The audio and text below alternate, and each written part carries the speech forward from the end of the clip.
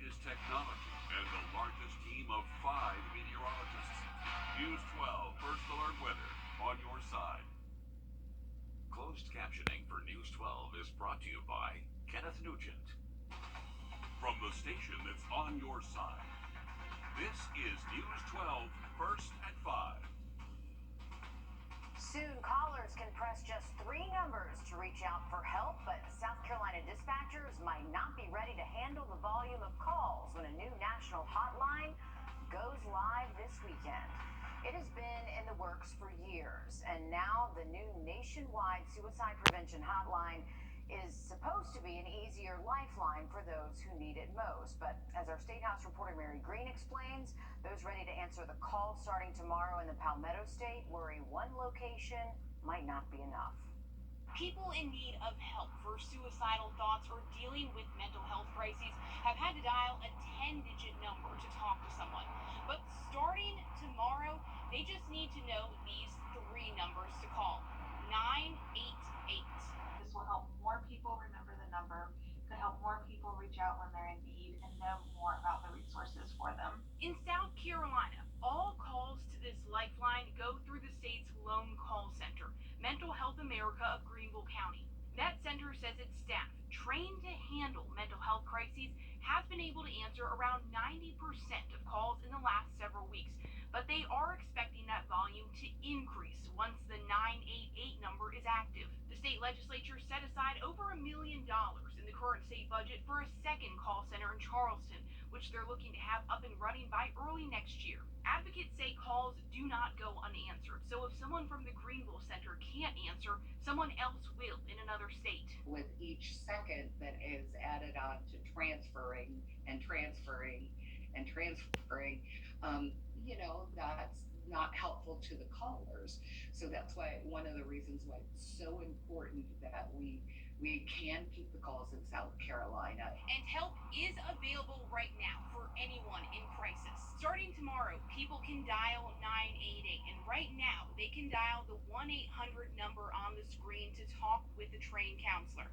In South Carolina, people can get help right now by texting HOPE for SC to 741-741. And again, starting tomorrow, a chat feature will be available on 988lifeline.org. Callers can remain anonymous through any of those options. Reporting in Columbia, I'm Mary Green. Advocates say the vast majority of emergencies are able to be handled on the call right then and there with trained staff talking through them with the person calling. But they can also get callers set up with more resources and help if they need it, including mobile crisis units that can come out to the caller where they are, and also stabilization units where they can go if they need that next level of care. Taking a look outside our station, I-20, kind of there in the distance. You can see our parking lot, and it has been a very dreary week, but today we finally saw the sun, and when we saw the sun, those warm temperatures came back. First Alert meteorologist Anthony Carpino, we complained about the dreary times. We like the temperatures, and then now here we are with the heat again. So you guys can't win.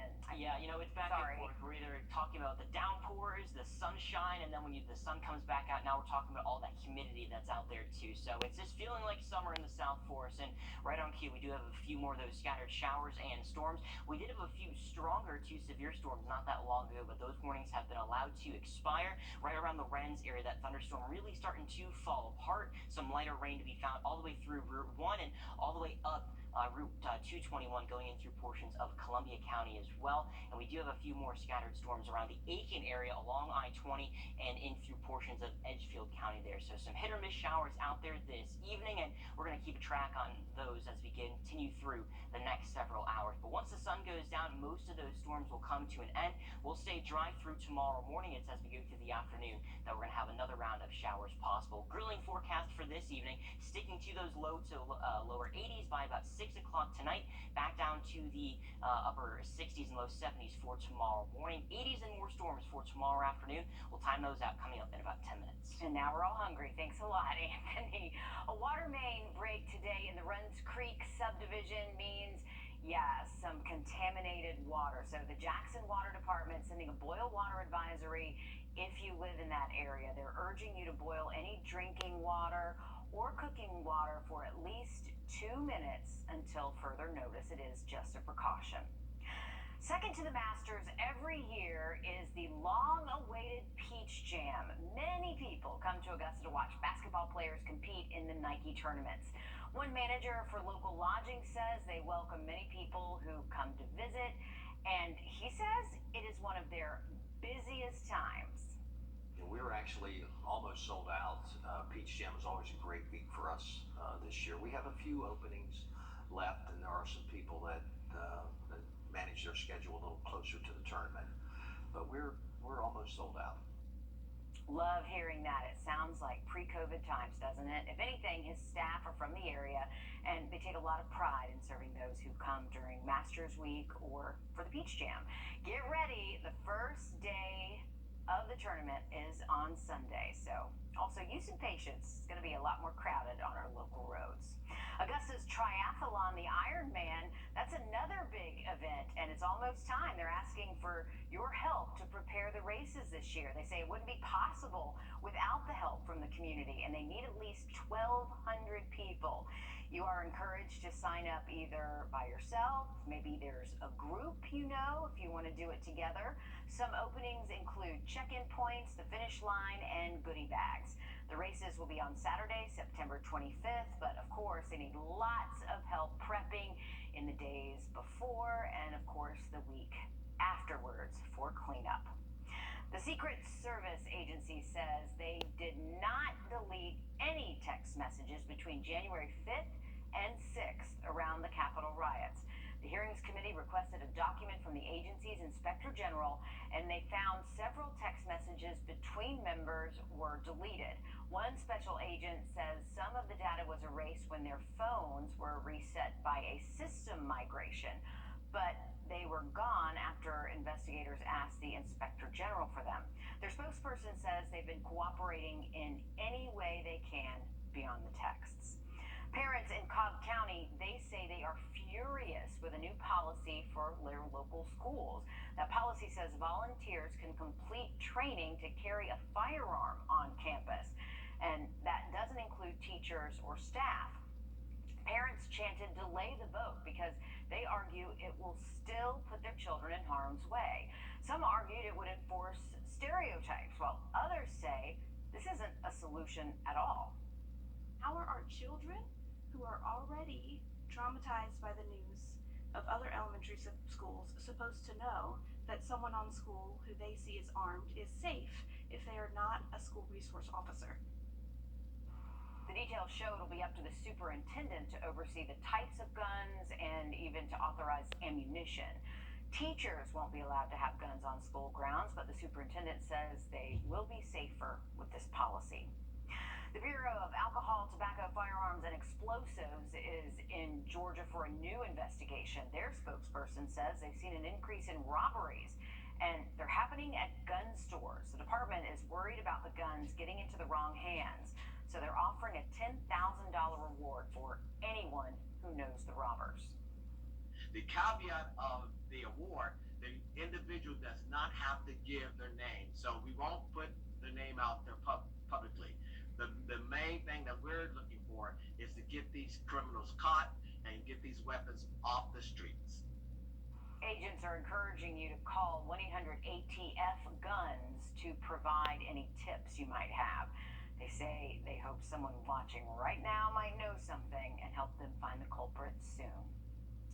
Right now, reports are showing Horry County has the highest numbers of trafficking in South Carolina. One church wants to change those issues by starting a discussion. One member from the event says he wants it to be a learning experience for the community so they know how to address the issue instead of just being a bystander. Let's hear from one another about how we can address these issues, how we can partner with one another, how we can collaborate around issues that are important to all our people.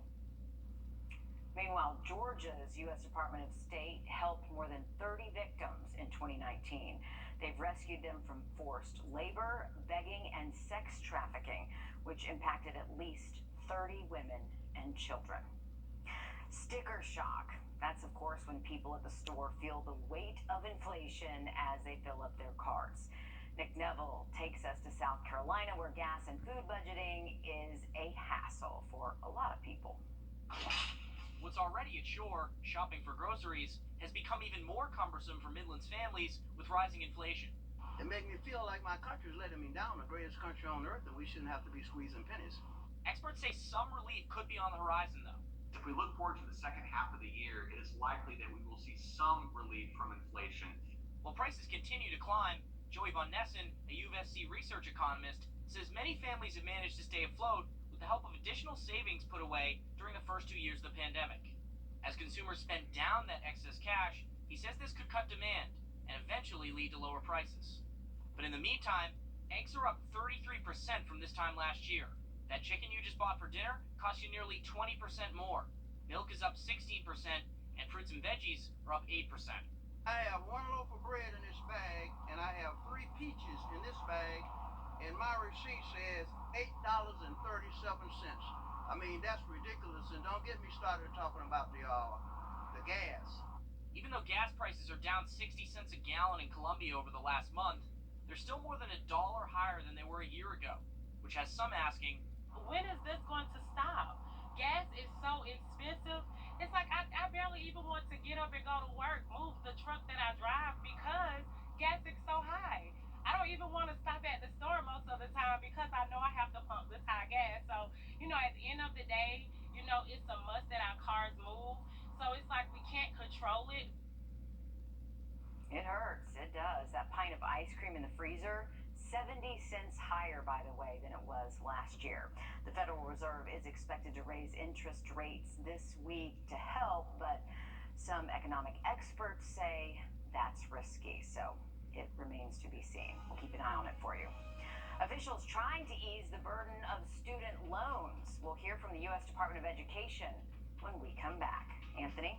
We're keeping an eye on more scattered showers and thunderstorms. A good one just around the Wrightsville area has about 40 strikes of lightning so far, and winds could be gusting about 40 miles per hour as well. We'll time out the storms for tonight and talk about our rain chances for the weekend coming up next. Time and The U.S. Department of Education is proposing new regulations to help alleviate student loan debt. Washington News Bureau reporter Jamie Bittner explains how all of this could help. U.S. Secretary of Education Miguel Cardona tells me he wants to fix what he calls a broken system. He is proposing new regulations to ease the burden of student loan debt. But before he finalizes them, he wants to hear from you.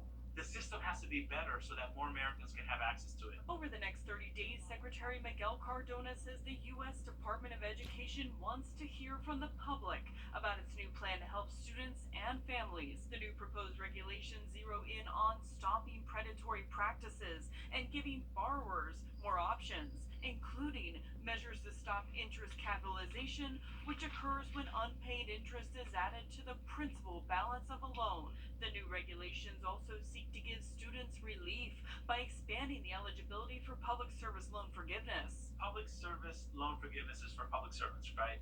Teachers, nurses, folks who choose public service not because of the money, but because they want to make their community better. Well, this was intended to give those folks loan forgiveness so that they're not spending the rest of their lives paying off loans. The proposal also seeks to alleviate burdens for borrowers whose schools closed or lied to them.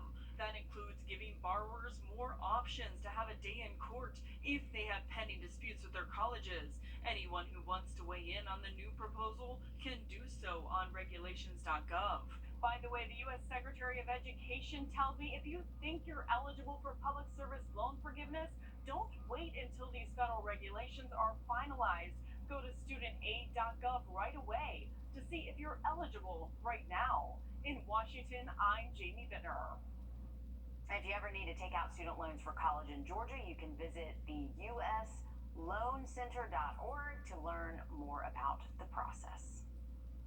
All right, taking a look outside. What is that? Oh, I think it's the cow cam. We got that the cow cam. That is the cow cam? Right outside. I was about to say, actually, there's a donkey in the middle of that. It almost looks as though it's like infrared cameras,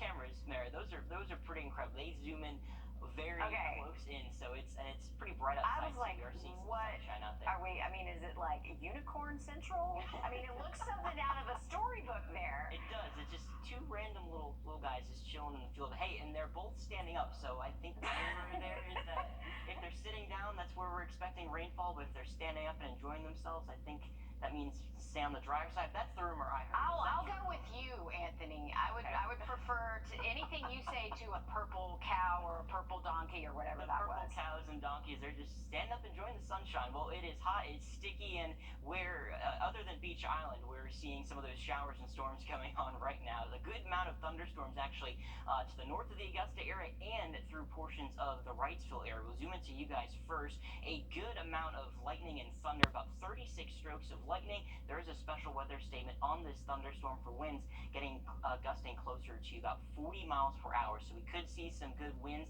inside of some of these thunderstorms. More storms firing up just along I-20. This is on the Columbia County side of the interstate and stretching all the way through Edgefield County, Murphy's Estates, and even through Aiken County, seeing a few more of those scattered showers and storms near Minetta, and then eventually stretching closer to Columbia as well. They're seeing a few more rounds of showers and storms. Now, we still have that low-end marginal risk for some flash flooding, so if you're in one of those trouble spots and you get underneath a good downpour, you could see some minor flooding there. But we will dry things out as we continue on through the rest of this evening, getting closer to about 9 to 10 o'clock. Most areas staying dry. Temperatures cooling into the lower 70s as we get closer to tomorrow morning, and a few spots getting down into the upper 60s. More than likely, some of those more rural locations will warm things back up into the afternoons, and the chance for a few more hit or miss showers and storms will be a possibility both tomorrow and through the day on Sunday. Rain chances through this weekend, about a 30% chance both on Saturday and Sunday. That will bump its way up a little bit more as we go through Monday and Tuesday, about a 40%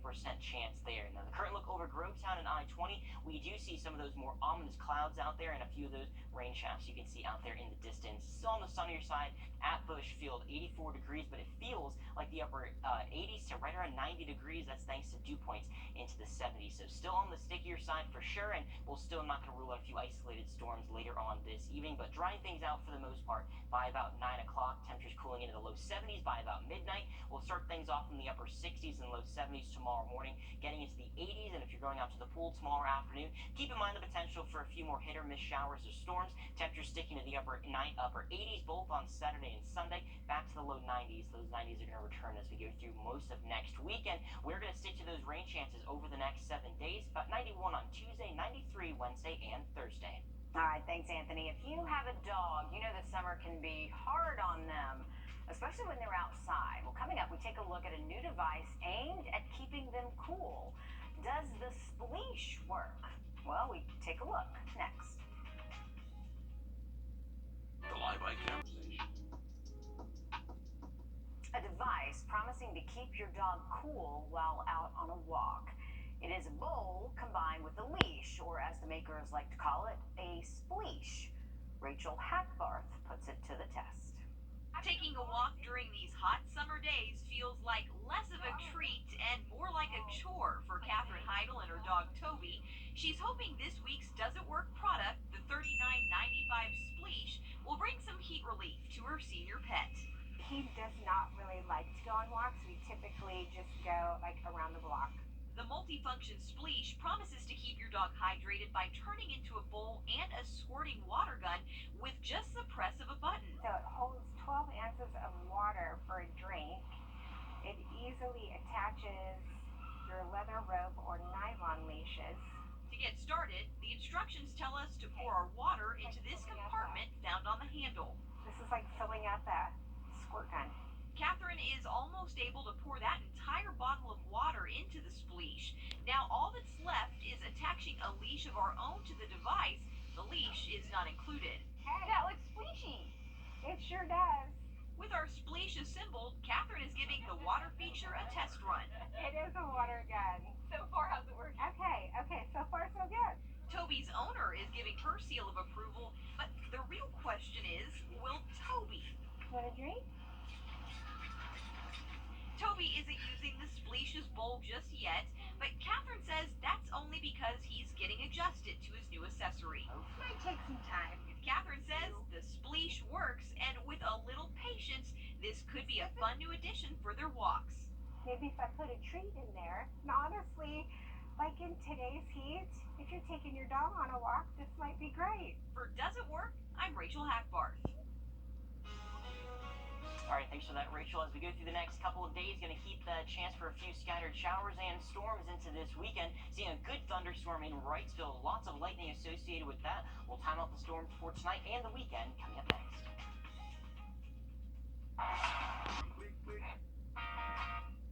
I think it's time for some changes around here. Yes, we are getting ready for a big announcement at Wrdw's Furniture Outlet. But before we can get a new look and new merchandise and new... Yes, but before all of that, we're having a huge sale to clear out all of our in-stock inventory. We are overstocked with bedroom, dining room, home office, and upholstery.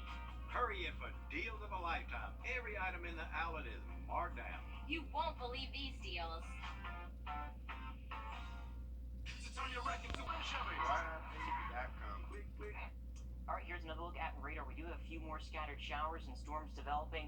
Some heavier storms just to the southwest of Augusta and our southern counties. About 34 strikes of lightning around the Wrightsville area, so a good amount of heavy rain, gusty winds, maybe even some small hail with an addition of that lightning that's out there. As we go through some of our northern counties along and north of I-20, that's where we're seeing the heaviest of those showers and storms, and we're going to keep that potential for a few more showers and storms as we go through the rest of tonight, as well through the next couple of afternoons. So both tomorrow and on Sunday, having that potential for a few afternoon rounds of showers and storms. Upper 80s to near 90 for Sunday afternoon.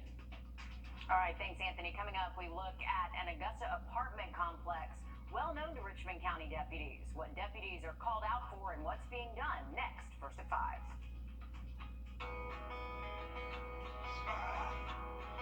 This place that I call